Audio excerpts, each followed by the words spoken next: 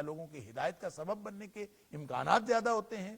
لہذا نبی اکرم صلی اللہ علیہ وسلم فرمایا فارجو من اللہ، میں اللہ سے امید رکھتا ہوں ان اکون اکثر تابعا یوم القیامہ، کہ میں قیامت والے دن سب سے زیادہ پیروکار لے کے آؤں گا، میری امت سب سے زیادہ ہوگی، کیونکہ مجھے جس طاقت کا اور جس لیول کا اور جس سطح کا مجھے یہ معجزہ ملا ہے، ایسا معجزہ کسی اور کو نہیں ملا. سبحان اللہ.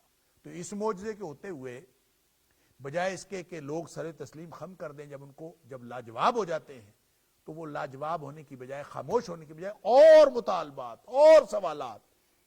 کیا ہے جی؟ ہم تمہارے اوپر ایمان نہیں لائیں گے. وَقَالُوا لَن نُّؤْمِنَ لَكَ حَتَّىٰ تَفْجُرَ لَنَا مِنَ الْأَرْضِ يَنبُوعًا، کوئی چشمہ نکالو زمین میں سے. اَوْ تَكُونَ لَكَ جَنَّةٌ، یا پھر تیرا کوئی باغ ہونا چاہیے. مِن نَخِيلٍ وَعِنَبٍ، جس میں کھجوروں کے درخت ہوں اور انگور ہوں. انگوروں کا اور کھجوروں کا کوئی درخت، کوئی باغ ہو، اس لیے کہ رزق کے اعتبار سے اور ظاہری خوشحالی کے اعتبار سے عربوں کے اندر میکسیمم اس وقت جو کانسیپٹ تھا وہ یہی تھا کہ کسی کے پاس کھجوروں اور انگوروں کا باغ ہو. کھجور اور انگور پاپولر وہاں کی خوراک تھی، اور آج بھی آپ دیکھیں عربوں کے اندر کھجور تو بڑی بنیادی حیثیت رکھتی ہے، اور اس وقت تو خاص طور پر تھی. تو انگوروں اور کھجوروں کا باغ ہونے کا مطلب یہ تھا کہ دنیا کائنات کی جو موجود دولت ہے وہ سامنے آ جائے، وہ اس کے پاس ہو تو دولت مند ہو. او تکون لک جنۃ من نخیل وعنب، یعنی ایک تو یہ کہ تمہارے پاس باغ ہو جس میں کھجوریں اور انگور ہوں. فتفجر الانہار خلالها تفجیرا، اور ایک کام یہ بھی کرے کہ اس کے بیچوں بیچ نہر نکال کے دکھاؤ. اللہ اکبر. یعنی معجزہ ہی ہے نا، منہ ہی پھٹنا ہے نا، منہ ہی بولنا ہے نا، کہنا ہی ہے نا جناب پہلے ابلتا ہوا چشمہ دکھاؤ پھر ہم ایمان لائیں گے، یا پھر تیرا کوئی باغ ہو، کھجوروں کا باغ ہو یا انگوروں کا باغ ہو، پھر ہم ایمان لائیں گے. اور پھر باغ بھی ایسا ہو کہ اس کے اندر سے نہر نکال کے دکھاؤ. فتفجر الانہار خلالہا، اللہ اکبر. اس کے نیچے، اس کے بیچوں بیچ، اس کے اندر سے ایک یعنی درمیان میں سے آگ نہر نکال لو تفجیرا، کھود کے. او یا پھر کوئی اور نشانی دکھاؤ. او تسقط السماء کما زعمت علینا کسفا، یا پھر تو ایسا کر کہ آسمان سے کوئی آسمان کا ٹکڑا نیچے گرا دے. اللہ اکبر. او تسقط السماء کما زعمت علینا کسفا، آسمان ٹکڑے ٹکڑے ہو کے ہمارے اوپر آ گرے. کما زعمت، جیسے تو گمان کرتا ہے. یعنی ایسے بدبخت ہیں کہ قرآن سننے کے بعد بجائے اس کے کہ قرآن کی جو تہدید کی اور خوف کی اور تخویف کی جو آیات ہیں، بجائے اس کے کہ اس سے وہ اللہ کے خوف میں مبتلا ہوں اور اللہ سے ڈر جائیں، وہ الٹا اتنے بے باک ہیں کہ الٹی بکواس شروع کر دیتے ہیں. وہ کہتے ہیں جیسے آپ گمان کرتے ہیں. جیسے گمان کرتے ہیں کا کیا مطلب ہے؟ خود قرآن نے کہا کہ لوگوں باز آ جاؤ، وگرنہ ایسا ہو سکتا ہے کہ اللہ کا عذاب آئے، اور اللہ کا عذاب کسی بھی صورت میں آ سکتا ہے. اور ایک صورت یہ ہو سکتی ہے جس کو اللہ تعالیٰ نے سورہ سبا کی آیت نمبر 9 کے اندر بیان فرمایا کہ یہ ہو سکتا ہے کہ یہ زمین میں دھس جائیں. اللہ اکبر. یعنی ایسا ممکن ہے ان نخسف بہم الارض، کہ ان کو ہم زمین میں دھسا دیں. یا پھر یہ بھی ہو سکتا ہے وہ نسقط من السماء کسفا، یا پھر یہ ہو سکتا ہے او نسقط علیہم کسفا من السماء، ایسے بھی ہو سکتا ہے کہ آسمان ٹکڑے ٹکڑے ہو کر ان کے اوپر گرے، یا آسمان کا کوئی ٹکڑا ان کے اوپر آ کر گرے. یہ تو ایک تہدید تھی، ایک تخویف تھی، ایک ڈراوا تھا کہ اللہ ہر چیز پر قدرت رکھنے والی ذات ہے، وہ تمہیں کسی بھی طرح کے عذاب میں مبتلا کر سکتا ہے. زمین میں دھسایا جا سکتا ہے، یا اوپر سے آسمان کے ٹکڑے گرائے جا سکتے ہیں، کچھ بھی ہو سکتا ہے. پتھروں کی بارش ہو سکتی ہے. اللہ اکبر. اور یہ اسلوب قرآن نے کئی جگہ بیان کیا. آمنتم من فی السماء ان یخسف بکم الارض فاذا ہی تمور، تمہیں کس چیز نے بے خوف کر دیا ہے کہ زمین ہلے اور تمہیں زمین کے اندر دسا دیا جائے؟ بے خوفی کس بات کی؟ زمین اگر پھٹ نہیں رہی اور ہم اگر اس میں دھسے نہیں جا رہے تو یہ اللہ کا کرم ہے، اس کو اللہ تعالیٰ کی رحمت سمجھیں. ام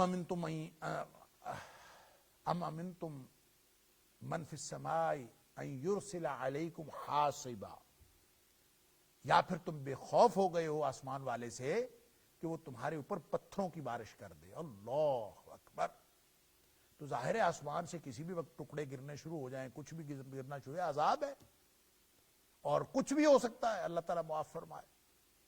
لیکن انسان ہے کہ وہ بجائے آیات کے مقصد کو سمجھنے کے اور آیات کی مقصدیت کی طرف توجہ کرنے کے الٹے سوال نکتہ آفرینیاں، مطالبات، اور کیا کہتا ہے جی او تسقط السماء کما زعمت، یعنی جیسے وہ دوسری جگہ بیان ہوا ہے نا کہ کوئی آسمان سے آفت آ سکتی ہے، کوئی ٹکڑے گر سکتے ہیں، جیسے اللہ تعالیٰ فرماتا ہے ان نشاء نخسف بہم الارض او نسقط علیہم کسفا من السماء، اگر ہم چاہیں تو ان کو زمین میں دھسا دیں یا ان کے اوپر ہم آسمان سے کوئی ٹکڑا گرا دیں، تو فرمایا او تسقط السماء کما زعمت علینا کسفا، جیسے تو گمان کرتا ہے، یعنی گویا وہ یہ ہرزہ سرائی کر رہے ہیں، یہ بکواس کر رہے ہیں نبی اکرم صلی اللہ علیہ وسلم کی شان اقدس میں، کما زعمتا، کہ گویا آپ نے خود ساختہ ایک گمان کیا ہے کہ آسمان سے ٹکڑا گر سکتا ہے، اچھا چل گرا ہمارے اوپر، جیسے تو کہتا ہے انا للہ و انا الیہ راجعون۔ بجائے اس کے قرآن کے چیلنج کے جواب میں جب وہ لاجواب ہوئے ہیں تو خاموش ہو جائیں، نئی نئی باتیں، نئی نئی ہرزہ سرائی اور نئے نئے دلائل اور اس مزاحمتی تحریک کے اندر اپنے نئے نئے مطالبات کہ گراؤ ہمارے اوپر آسمان کا ٹکڑا اگر تمہارا گمان ہے کہ اس طرح سے گرے گا، او یا پھر تاتی باللہ والملائکۃ قبیلا، ایسے کر تو اللہ کو اور فرشتوں کو جن کے بارے میں تو بتاتا ہے اللہ ہے اور بڑا علیم و قدیر ہے، اس کو تو لے آ، والملائکہ، اور اس کے فرشتوں کی بات بھی تم کرتے ہو کہ اس کے اتنے فرشتے ہیں اور فرشتوں پر ایمان رکھنے کی بات کرتے ہو، قبیلا، ان کو ہمارے بالکل سامنے لے آ، ہم خود دیکھیں اللہ کو اور اللہ کے فرشتوں کو، ان کو سامنے لے آ، پھر ہم تیرے پر ایمان لے آئیں گے۔ یہ گویا شرط رکھ رہے ہیں، وَقَالُوا لَن نُؤْمِنَ لَكَ حَتَّى، یہاں سے آگے سارے مطالبات شروع ہو رہے ہیں، ہم ایمان نہیں لائیں گے، ہم تیری بات کا اعتبار نہیں کریں گے، ہم تیری بات پر یقین نہیں کریں گے، حتیٰ، یہاں تک کہ تفجر لنا من الارض ینبوعا، یا تو کوئی چشمہ نکال، او تکون لک جنت من نخیل وعنب، یا پھر تیرے باغ ہونے چاہیے کھجوروں کے اور انگوروں کے، فتفجر الانہار خلالها تفجیرا، اس کے درمیان میں سے تو ہمیں نہر نکال کے دکھا، او تسقط السماء کما زعمت علینا کسفا، یا پھر ہمارے اوپر تو آسمان کے ٹکڑے گرا جس طرح آپ کا گمان ہے، او تاتی باللہ والملائکۃ قبیلا، یا پھر تو اپنے اللہ کو اور فرشتوں کو لے آ قبیلہ، ہمارے سامنے، بالکل ہم سامنے دیکھیں ان کو، اللہ اکبر، او یا، اب یہ مطالبات اندازہ کریں، یکون لک بیت من زخرف، یا پھر تیرے سونے کا گھر ہونا چاہیے، اندازہ کیجئے تیرا سونے کا گھر ہو، او ترقی فی السماء، یا پھر تو آسمان پہ چڑھ جا، ہمارے سامنے ہی ہوں تو آسمان پہ چڑھ، یعنی کوئی حیرت انگیز کرتب دکھا، نعوذ باللہ من ذالک، کوئی حیرت انگیز معجزہ دکھا، اندازہ کیجئے ان کی، او ترقی فی السماء، یا پھر تو آسمانوں کے اندر چڑھ جا، ولن نؤمن لرقیک، اور یہ بھی یاد رکھو تو اگر آسمان پہ بھی چڑھ جائے نا تو تیرے چڑھنے کا ہم نے یقین کوئی نہیں کرنا، تو غائب ہو گیا، پتہ نہیں آسمان پہ چڑھا کہاں گیا ہے، ہم نے اس کا یقین کوئی نہیں کرنا، یقین تب کریں گے وَلَن نُؤْمِنَ لَكَ لِرُقِيِّكَ، تیرے آسمان پر چڑھنے کا بھی ہم یقین نہیں کریں گے، ہم اس پر بھی ایمان نہیں لائیں گے، حتیٰ، یہاں تک کہ تُنَزِّلَ عَلَيْنَا كِتَابًا نَقْرَؤُهُ، تو ساتھ کتاب لے کے آسمان سے، مجسم کتاب، اور سامنے لا کے ہمیں دے، جس کو ہم ہاتھ لگائیں اور جس کو ہم خود پڑھیں، مجسم کتاب ہو، ہارڈ کاپی لے کے آ وہاں سے۔ اس بات پر ہم نہیں یقین کرتے کہ تیرے دل پر نازل ہوئی ہے اور تو نے لکھوائی ہے اور تو نے لوگوں کو سمجھائی ہے، لوگوں کو یاد کروائی ہے، یہ وحی الہی، یہ کتاب، اس پر نہیں، ہم وہاں سے کتاب لے گئے، ہم خود پڑھیں، پھر ہم تیری بات مانیں گے کہ تو آسمان پہ چڑھا تھا اور جا کے لے کے آیا تھا، وگرنہ ہم نے تیرے چڑھنے کو بھی نہیں ماننا، تو کہہ بھی میں آسمان پہ گیا ہوں اور واپس آ گیا ہوں، جیسے کہ واقعہ معراج ہو چکا تھا، اور واقعہ معراج میں نبی اکرم صلی اللہ علیہ وسلم گئے آسمانوں پہ، آپ نے ان کو بتایا، انہوں نے تسلیم نہیں کیا، کائنات کا محیر العقول واقعہ ہوا، انہوں نے تسلیم نہیں کیا، اور اس لیے انہوں نے یہاں بھی شرط رکھ دی کہ آسمان پہ چڑھ، لیکن چڑھنے کے بعد نشانی کے طور پر وہاں سے کتاب لے کے آ۔ اللہ تعالیٰ نے دوسرے مقام پر یہ فرمایا ہے کہ ماننا انہوں نے کوئی نہیں ہے، یہ بہانے ہیں ان کے، اگر آسمانوں سے کتاب آ جائے فَلَمَسُوهُ، اس کو یہ لمس کریں، ہاتھ سے چھوئیں، پھر بھی انہوں نے کہنا یہ کوئی جادو ہے، پھر بھی تسلیم نہیں کریں گے، مانیں گے نہیں، اللہ اکبر۔ لہذا سن لیجئے کہ جو قرآن کے اندر اور صاحب قرآن کے اندر نکتہ آفرینیاں کرنا، یہ ایمان کی روش نہیں ہے، یہ کفر کی روش ہے۔ نکتہ آفرینیاں، قرآن سے نئے نئے نکتے نکال کے سوالات کرتے جانا، نبی اکرم صلی اللہ علیہ وسلم کی ذات اقدس سے نئے نئے نقطے نکال کے سوالات کرتے جانا اور مطالبات پہ مطالبات کرتے جانا، پہلے یہ ثابت کرو پھر میں مانوں گا، پہلے اسی یہ ثابت کرو میں مانوں گا، فلاں نے یہ ثابت نہیں کیا، فلاں نے یہ نقطہ افرینیاں، یہ ساری کی ساری بے علمی اور جہالت کی دلیل تو ہیں ہی ہیں، لیکن دراصل یہ کفر کے روش کی دلیل ہے۔ یہ نقطہ افرینیاں کرنا کفر کی روش ہے، ایمان والوں کی نہیں ہے۔ ایمان والے کیا کہتے ہیں؟ اللہ، سورہ آل عمران کے شروع میں ہم پڑھ آئے ہیں کہ منہ آیات محکمات ہن ام الکتاب، سیدھی سیدھی آیتیں جو ہر شخص کی سمجھ میں آ جاتی ہیں وہ ہیں کتاب کی اصل، یہ کرو یہ نہ کرو، سیدھا سیدھا قرآن ہے۔ کچھ باتیں نہیں سمجھ آتی، وہ ایمان رکھنے والی چیزیں ہیں، وہ بھی اصل میں امتحان ہے۔ تو فرمایا کہ وَأُخَرُ مُتَشَابِهَاتٌ، وہ جو دیگر کتابیں ہیں، دیگر آیات ہیں وہ متشابہ ہیں، اس کے اندر کئی قسم کے مفاہیم نکلتے ہیں اور ایک سے زیادہ مفاہیم ذو معنی قسم کی آیات ہیں، کوئی بھی معنی ہو سکتا ہے، اس میں کسی ایک معنی کو بالتعیین مقرر کرنا وہ درست نہیں ہے۔ فرمایا فَأَمَّا الَّذِينَ فِي قُلُوبِهِمْ زَيْغٌ فَيَتَّبِعُونَ مَا تَشَابَهَ مِنْهُ ابْتِغَاءَ الْفِتْنَةِ وَابْتِغَاءَ تَأْوِيلِهِ، جب اس میں وہ نقطہ افرینیاں کر کے وہ کہتے ہیں کہ اس کا اصل مفہوم یہ ہے، آئیں جی میں بتاتا ہوں اصل مفہوم کیا ہے، اصل اس سے مراد کیا ہے۔ جو یہ کہتا ہے نا، تعویل کا مطلب ہوتا ہے کہ مفاہیم میں سے جس میں ایک سے زیادہ مفہوم نکلتے ہوں، اس کے کسی ایک مفہوم کو دلیل کی بنیاد پر مقرر کر دینا کہ یہی معنی ہے۔ تو یہ جو کہتا ہے نا وہ دراصل ٹیڑھے دل والا ہے، یہ ٹیڑھ اور کجی کی دلیل ہے۔ جس کو اللہ نے علم میں رسوخ دیا ہوتا ہے، جو راسخون فی العلم ہیں، وہ کیا کہتے ہیں؟ اللہ اکبر، وہ کہتے ہیں کہ آمنا بہ کل من عند ربنا، سب کچھ ہمارے رب کی طرف سے نازل ہوا ہے، ہم اس کے اوپر ایمان رکھتے ہیں، بات ختم۔ سمجھ میں آ جائے تو الحمدللہ، نہ سمجھ میں آئے تو بھی الحمدللہ، اللہ کا قرآن ہے، جو جو بات سمجھ میں آ جائے اس پر عمل کر لینا ہے، جو نہیں آئی اس پر ایمان رکھنا ہے، اور جب اس کی سمجھ آ جائے تو اس پر بھی عمل کرنا ہے۔ گویا ہو سکتا ہے کہ with the passage of time جو متشابہات ہیں وہ محکم بنتی جائیں، یہ ممکن ہے کہ اللہ تعالیٰ تحقیق کے ایسے ایسے نئے دروازے کھولے اور انسان کا جو پوٹینشیل نالج ہے وہ تحقیق کے میدان میں ایسے ٹارگٹ سے اچیو کر لے کہ وہ آیات جو ماضی میں متشابہ تھیں اب آہستہ آہستہ وہ معلوم ہوتی جا رہی ہیں اور اس کا مفہوم متعین ہوتا جا رہا ہے اور گویا وہ محکم ہوتی جا رہی ہیں۔ تو جو محکم آیات ہیں وہ عمل کرنے والی آیات ہیں، تو یہ سفر تو انسانی علم کا جاری رہے گا۔ البتہ یہ طریقہ کار کہ اس میں سے نقطہ افرینیاں کرنا اور اس میں مطالبے کرنا اور نئے نئے نکات نکالنا، یہ کفر کی روش ہے۔ فرمایا کہ یہ مطالبات رکھتے ہیں او یکون لک بیت من زخرف، یا پھر تیرا سونے کا گھر ہو، او ترقی فی السماء، یا پھر تو آسمان پہ چڑھ جائے، ولن نؤمن لرقیک، اور تیرے چڑھنے پر بھی ہم ایمان نہیں لائیں گے، حتی تنزل علینا کتابا نقرأہ، کہ تو کتاب لے کے آ، وہاں سے نازل کر، وہاں سے اتار کے لے آ کتاب، نقرأہ، ایسی کتاب جس کو ہم خود پڑھیں۔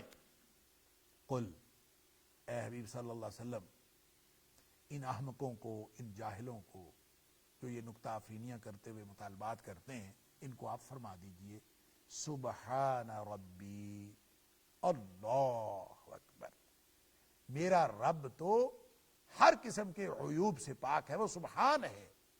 اور سبحان کے بارے میں پہلے بھی عرض کر چکا ہوں کہ ایجابی، سلبی اور ایجابی دونوں خصوصیات سبحان کے اندر پائی جاتی ہیں، یعنی جو ہر قسم کے عیوب و نقائص سے پاک ہے وہ ہر طرح کے کمالات کا مجموعہ بھی ہے، یعنی وہ ہر طرح کے عیوب و نقائص اس میں نہیں۔ ایک یعنی سبحان کا مطلب جب ہم کہتے ہیں یہ کلمہ تنزیہ ہے، اللہ تعالیٰ کو عیوب و نقائص سے پاک قرار دینا، سبحان اللہ۔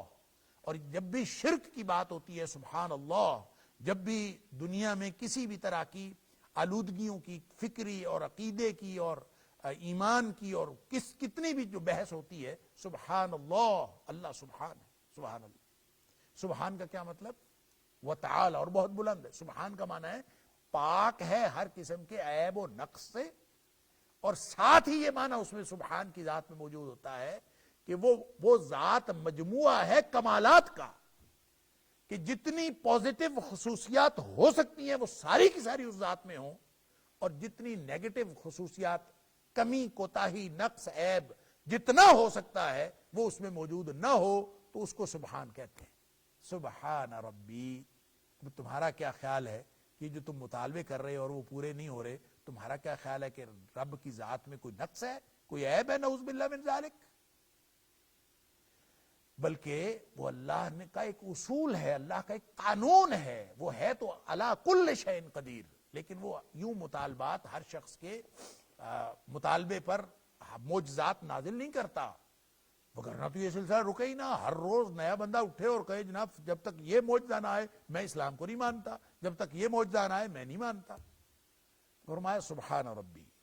ایک بات ان کو یہ سمجھا دیجئے کہ وہ ہمارا رب، جو میرا رب ہے، وہ سبحان ہے، عیوب و نقائص سے پاک بھی ہے کہ کسی قسم کی کمی کوتاہی اس کے اندر ہو، اور وہ کمالات کا مجموعہ ہے، اور وہ علی کل شیء قدیر ہے.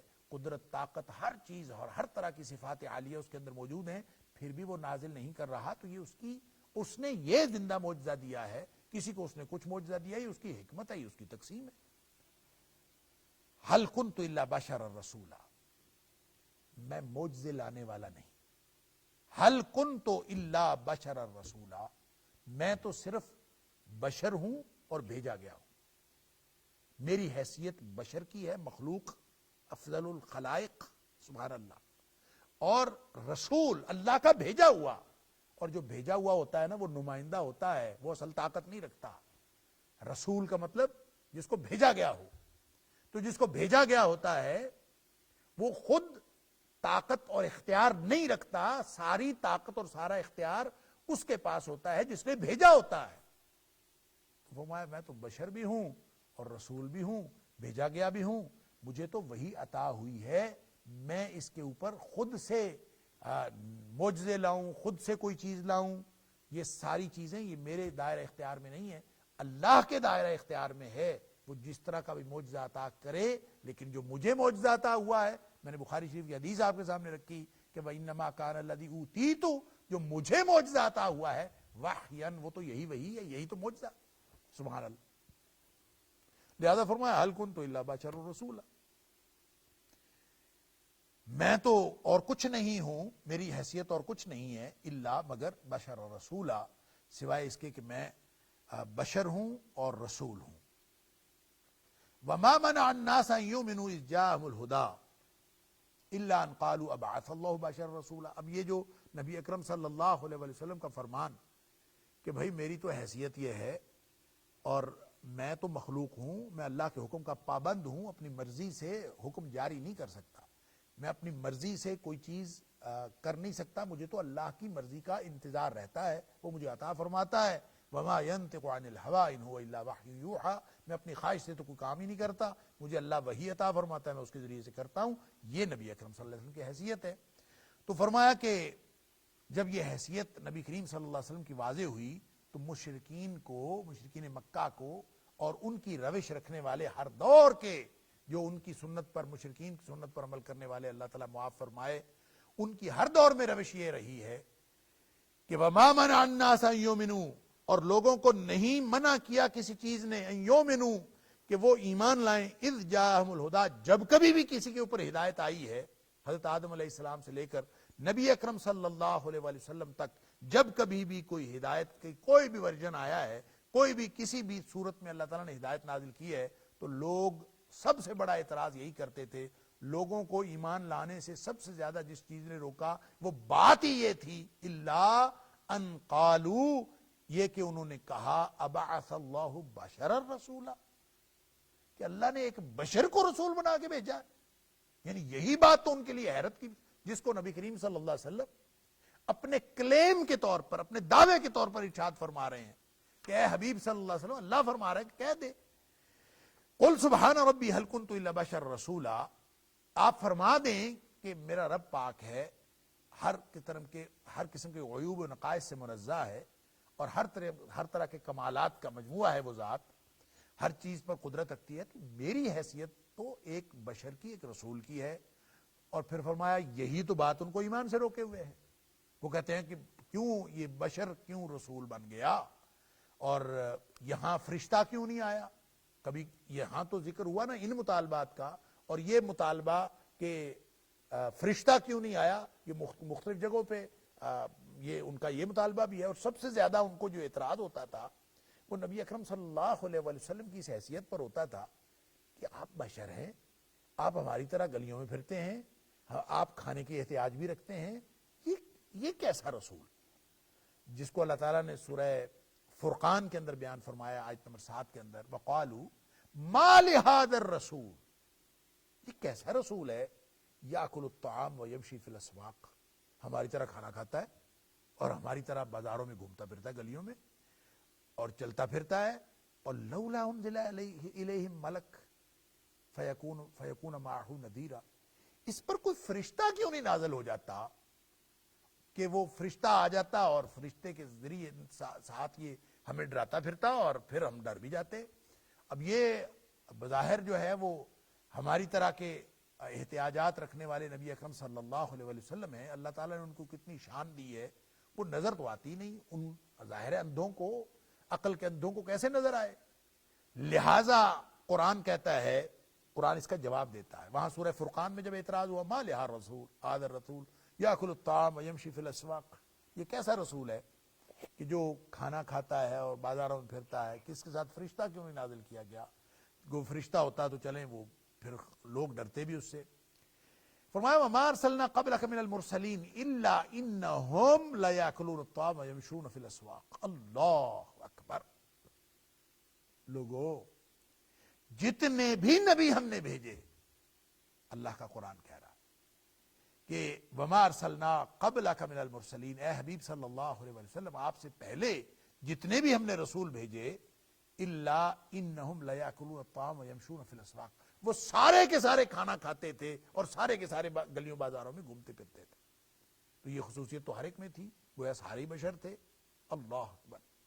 وجعلنا بعدکم لبعد فتنہ، اور دراصل ہم نے تم میں سے ایک دوسرے کو ایک دوسرے کے لیے آزمائش بنایا ہے، یعنی یہ بھی آزمائش ہے کہ اللہ نے چن لیا نبی اکرم صلی اللہ علیہ وسلم کو خیر البشر بنا دیا اور وحی عطا فرما دی، اور نبی کریم صلی اللہ علیہ وسلم کو افضل الخلائق بنا دیا، سارے جہانوں پر فضیلت دے دی اور سارے جہانوں کے لیے رحمت بنا دیا، رحمت للعالمین بنا دیا۔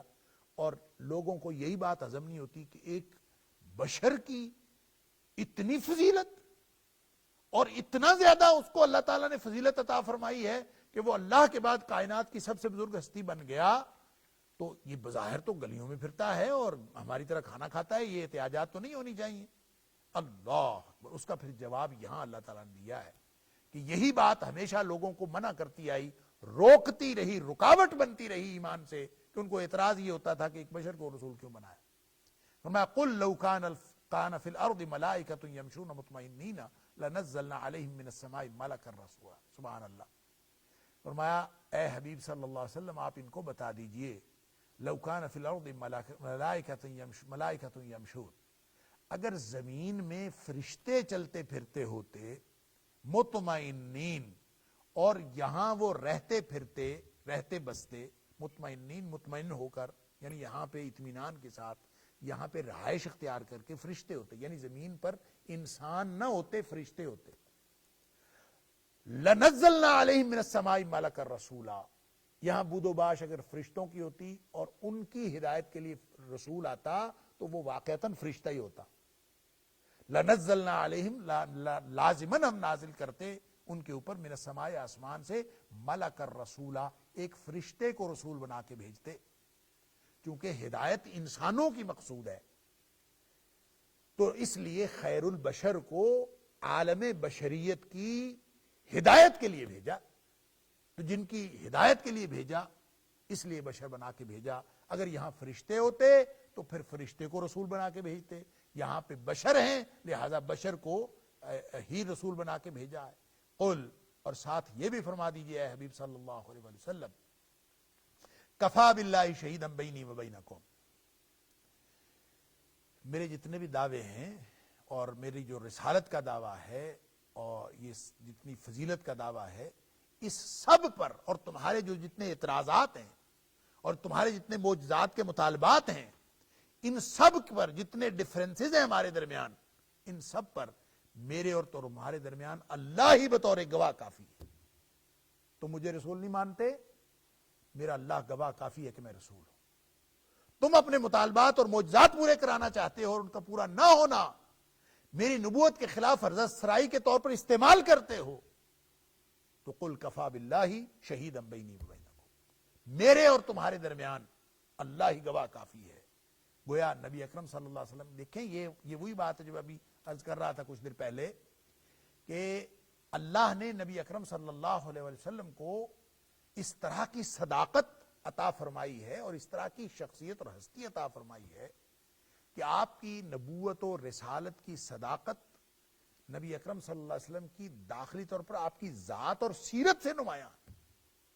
آپ کو اپنی صداقت کے لیے, نبوت اور رسالت کے ثبوت کے لیے آپ کو کسی خارجی دلیل کی ضرورت نہیں ہے. لہذا فرماتے ہیں اللہ کو پتہ ہے, اللہ کو معلوم ہے, کفا باللہ شہیدا بینی و بینکم, میری رسالت اور آپ کا نہ ماننا, میری رسالت اور آپ لوگوں کی ہرزہ سرائی, میری نبوت اور رسالت اور میری فضیلت اور آپ لوگوں کی بے ایمانی, یہ جتنا ڈفرنس ہے اس پر اللہ ہی گواہ کافی ہے. تم اسی بات کو میرے رسول نہ ہونے کی دلیل سمجھتے ہو, میرے اللہ نے اسی بات کو میرے رسول ہونے کی دلیل بنا کے بھیجا. سبحان اللہ. اور فرمایا کہ اللہ کافی ہے. سورہ یاسین کے اندر آپ پڑھتے ہیں نا, جب 3 بھیجے ایک ہی بستی میں, ایک بستی میں ایک رسول بھیجا, پھر دوسرا بھیجا, انہوں نے ان دونوں کو جھٹلا دیا, پھر اللہ نے تیسرا رسول بھیجا, ان کے بھی اسی طرح کے مطالبات تھے کہ جناب یہ کیسے رسول ہیں, یہ تو کیسے پتہ چلے کہ تم رسول ہو, دلیل دکھاؤ, معجزے دکھاؤ, اس طرح کے مطالبات ہوں گے. اللہ, اور کہتے ہیں ہم تمہیں نہیں مانتے رسول. تو آگے سے 3 رسول ہیں, تینوں موجود ہیں, اور کوئی کرتب کر کے نہیں دکھایا اپنی صداقت کے لیے, کوئی نشانی نہیں دکھائی کہ یہ دیکھو میری صداقت کے لیے. وہ تو اللہ کی طرف سے آ جائے نشانی تو آ جائے. نبی کے پاس کیا ہے؟ نبی کے پاس یہی ہے, قل کفا باللہ شہیدا بینی و بینکم, آپ کہہ دیجئے اللہ گواہ کافی, میری رسالت کے لیے کسی اور دلیل کی ضرورت نہیں ہے, اللہ گواہ کافی, میری نبوت کو ثابت کرنے کے لیے کسی اور دلیل کی ضرورت نہیں ہے, اللہ گواہ کافی, اللہ کو معلوم. اور وہاں پہ ان تینوں نے کہا قالوا ربنا یعلم ان الیکم لمرسلون, ہم تمہاری طرف واقعتاً رسول ہیں, اس کی کسی اور دلیل کی ضرورت نہیں, ہمارا رب جانتا ہے, ربنا یعلم, ہمارا رب جانتا ہے بکافی. جس نے بھیجا, بھیجنے والا جانتا ہے, جس کو بھیجا گیا وہ ایمان رکھتا ہے اللہ پر, اور وہ اللہ کے حکم کی تعمیل میں لگا ہوا ہے. کوئی مانتا ہے تو وہ اپنی عاقبت درست کر لیتا ہے, جو نہیں مانتا وہ اپنا انجام خراب کر لیتا ہے. نبی اکرم صلی اللہ علیہ وسلم کی فضیلت میں اور آپ کی نبوت اور رسالت پر اس کا کوئی فرق نہیں پڑتا. جس طرح اللہ کی توحید پر نہ ماننے والوں کی بے ایمانی سے, کافروں کے کفر سے, مشرکوں کے شرک سے, جس طرح اللہ کی وحدانیت پر اور اللہ کی ذات پر کوئی فرق نہیں پڑتا, بعینی ہی نبی اکرم صلی اللہ علیہ وسلم کی رسالت کو نہ ماننے والے, آپ کی نبوت اور رسالت میں رخنا ڈالنے والے, آپ کی نبوت اور رسالت کی شان میں ہرزہ سرائی کرنے والے, آپ کی نبوت اور رسالت کے اندر دخل اندازی کرنے کی کوشش کرنے والے, اور آپ کی نبوت اور رسالت کے بارے میں طرح طرح کے سوالات اٹھانے والے قیامت تک آتے رہیں. نبی پاک صلی اللہ علیہ وسلم کی رسالت اور نبوت کے اندر ذرہ بھر فرق نہیں پڑ سکتا, اور جو شان اللہ نے نبی اکرم صلی اللہ علیہ وسلم کو عطا فرمائی اس کے اندر کوئی فرق نہیں پڑ سکتا. اس لیے فرمایا قل کفا باللہ شہیدا بینی و بینکم, پھرتے رہو اپنے مطالبات اور سوالات لے کر, کوئی پرواہ نہیں ہے, میرا اللہ کافی ہے. انہ کان بعبادہ خبیرا بصیرا, اور اپنے بندوں کی خوب خبر رکھتا ہے, اب دیکھنے والا ہے, لہذا تمہارے کرتوت بھی وہ دیکھ رہا ہے. ہماری سبمشن, اہل ایمان کی سبمشن, اہل ایمان کا ایمان, اہل ایمان کا نبی اکرم صلی اللہ علیہ وسلم کے حکم پر زندگیاں لگا دینا, وہ بھی وہ دیکھ رہا ہے. اور کافروں اور مشرکوں اور منافقوں کی مزاحمت بھی وہ دیکھ رہا ہے, اور دلوں کے حال بھی جانتا ہے. لہذا مجھے تمہاری دلیل کی, تمہارے تائید کی ضرورت نہیں ہے, میرا اللہ میرے لیے کافی ہے. شہیدا بینی و بینکم انہ کان بعبادہ خبیرا بصیرا, وہ اپنے بندوں کو سب کو خوب خبر رکھنے والا, اپنے بندوں کے بارے میں خبر رکھنے والا اور دیکھنے والا. وَمَن يَهْدِ اللَّهُ فَهُوَ الْمُهْتَدِ، جس کو اللہ ہدایت دے دے وہی تو ہدایت یافتہ ہے۔ سبحان اللہ۔ اسی لیے تو ہم ہر نماز میں دعا سکھا دی، خود یہ اهدنا الصراط المستقیم کہتے رہو، اهدنا الصراط المستقیم۔ جس کو اللہ ہدایت دے وہی مہتد، وہی ہدایت یافتہ۔ اب لوگوں کو یہاں پہ اعتراض ہوتا ہے اللہ ہدایت دے دے گا تو ہم بھی ہدایت یافتہ ہو جائیں۔ بھئی دی تو ہوئی ہے اس نے، جب آپ زبان سے کہتے ہیں اللہ کے سامنے کھڑے ہو کر اهدنا